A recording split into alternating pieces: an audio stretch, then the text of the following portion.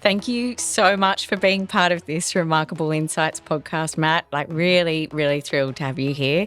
I want to start by asking you, can you tell us about how you made the leap from Toyota engineer to creating 3D printed prosthetics? Well, it was back in 2014 actually that we were all called into a room, 2,500 employees, and we knew there was some big announcement, and we were called in and told that the automotive industry in Australia would be closing down, that Holden, Ford, and Toyota would no longer be making cars in Australia. And after working there for 10 years as an engineer, it was a real opportunity for me to really reevaluate my life and what my purpose was, and being given that 3.5 years to make up my mind was, I think, a real blessing, and had some incredible support from Toyota to really work out what those next steps were. And really, for myself, I really just visited all of those times in my life where I had this fire in my belly. And one of those moments was when I was still studying to be an engineer, and I was sent through Monash over to Japan to study on a scholarship for 1 year in mechatronics. So studying a lot of robotics. And at that time, I had the opportunity to trial a $1 million bionic arm. And as a young 24-year-old, I just thought, this is incredible technology. But it also had a price tag of about $1 million, they estimated. And I was completely amazed by the technology. At the same time, I was quite sad that arm would probably never leave the lab, as a lot of technology does. It gets developed, but it never really makes it to the people that need it the most. And even if you reduce that price from $1 million down to $100,000, down to $10,000, down to $1,000, it probably wouldn't reach the people that need it the most. And the World Health Organization estimate that, in the world today, 90% of people can't access or afford assistive technology. And, in some countries, in some less developed countries, that can be even 97% of people without access. And, during this time of, the wind down of the automotive industry, I really just wanted to explore how, through the skills that I had acquired as an engineer at Toyota, as a lean engineer, which is reducing waste from processes and making processes more efficient, and all of those skills that I had acquired, is there a way that we can get assistive technology down to a cost, a manufacturing cost, that would make it accessible to everyone on the planet? When you started and you made that decision, it's so clear what your vision was. I want to ask how you made that decision to make free 3D hands a not-for-profit, as opposed to making it a social enterprise. Always in my mind, I've felt that here in Australia, we're an extremely privileged society. Our NDIS, it does have its flaws, but again, it's probably one of the best systems in the entire world, right? Predominantly, people do get supported, but in most countries, that's not the case. We really are the very, very lucky few, if you're talking percentages of people on the planet. And I just feel that the people that can't afford it, it doesn't matter what you charge, they're not going to be able to afford it. Even if you went to governments and said, hey, fund us and we'll provide the devices for free, those governments don't have health systems because they don't have the money to. And so I felt like it has to be free to a large portion of people on the planet. And from a personal perspective, for me, I feel like if we charged $10, for example, for one of our devices, or just paid, just charge for the postage to get a device across the world, to us, then the value of that device would only be $10. But when we provide it free of charge with no expectation of reward, then it becomes priceless. Yeah, absolutely. Technology is really rapidly evolving. What advancements in 3D printing or other tech excites you? How do you think it will shape the next generation of assistive devices? Well, 3D printing alone has come along so far, even in the last 10 years that I've been involved with it. Machines were very small, very expensive, and the materials that they could print out of were very limited. But it's at the point now where the machines are coming to a point that it's the third of the cost of a laptop, right?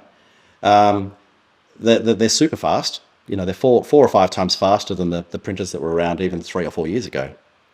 And the materials that you can print out of are industry grade engineering materials. So we 3D print parts out of PA12 nylon with carbon fiber reinforcement, and to make them super light and super strong. The same materials that are being used in the orthotic industry, are now available at the consumer level, which typically those machines, even 5 years ago, to print these materials would have been worth $500,000. But today, those machines you can buy for $800 or $900.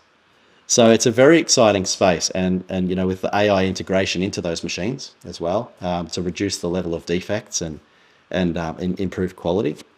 And are those 3D printers also available in these low-income countries, in regional places?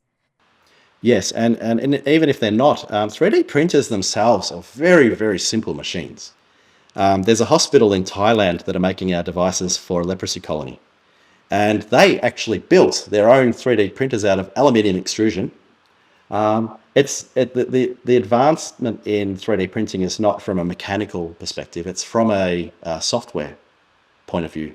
It's the ability to generate the 3D printing file, that would have it's millions of lines of code, right? To be able to even make the palm for one of our designs. This arm, for example, our kinetic arm. The amount of lines of code the machine needs to be able to make that would be probably 10, 20, 30 million lines of code, right? It can generate that in 2 seconds. And so I think it's the limitations aren't in the technological side. You can build a very, very low cost machine that can still output the same level of quality. And the materials are very universal as well. So for a non-technical person, if there are others out there, not just me, that means so when you share, when you're saying open source code, you're sharing code that could be 10, 20 million lines of code that make that available for others to use. So on this kinetic arm design, so I'll just quickly share this design. So we just shared this design last month. And this is a body-powered device. So to use a small amount of elbow motion to open and close the hand. And then this wrist can retract, move into different positions as well. And then lock as well. Once it's grasping, the wrist is able to lock. The material cost of this is about $20. And by sharing that, others are able to make it at that cost. And so sharing the design is one thing. So that was about 4,000 hours of development over the last 2 to 2.5 years. But then over the last 4 months, we put together this kinetic arm assembly manual. And that is 247 pages of all of our IP, even how to tie knots correctly, how to scale our devices to the correct size. All of these appendixes, how to use the software, how to scale these things to the correct size to fit. So for us, it's all about sharing those learnings with people. That's really, really important, just as important as the design, is for someone to then take that away and go, actually, I found a better way to do that, and to then advance the technology, to advance the field. Well, I'd love to know about the size of impact you've already had, because I know that you measure, well, you know how many downloads you perhaps had, or how many kinetic hands that you've sent out, or what is the size of the impact that you've had so far? In terms of direct support, we've sent thousands of devices to I think it was 31 countries. The last time we checked, which was about 6 months ago. But as you say, with even the kinetic hand design, 10,000 people are now making it around the world. We'll never fully understand the total impact of that. We estimated about 20,000 people globally that we've been able to support. But our target for the next 5 years is to be able to further support these other groups globally, to try and have a reach of 250,000 people in the next 5 years. Matt, you are leaving more than ripples. Your legacy is great tsunami-sized waves. Like, this is incredible what you're doing, and I can't wait to see what's next. If anyone wants to support you, we'll make sure that we share the details in our show notes, because free 3D hands is one to watch. I just want to ask you and leave our listeners with a question that we ask everyone. So, could you please leave our listeners with a remarkable insight about disability, technology, or innovation? Look, at Free 3D Hands, and I know there are varied opinions on this, but we don't actually use the word disability. We use the word different ability because fundamentally, I believe that we're all born very different with different abilities and beautifully unique in our own way. And the reason I don't like the word disability itself is because it has a negative connotation to it, the dis, as if people with disabilities are almost need to be fixed or brought up to normal. But there's no such thing as normal. We're all differently abled and have our own beautiful, unique abilities. But it's about lifting people from this different version of normal to allow them to grow and to be the best that they can be in their own beautiful and unique ways. And so for us, providing devices to people around the world, it's a celebration of difference.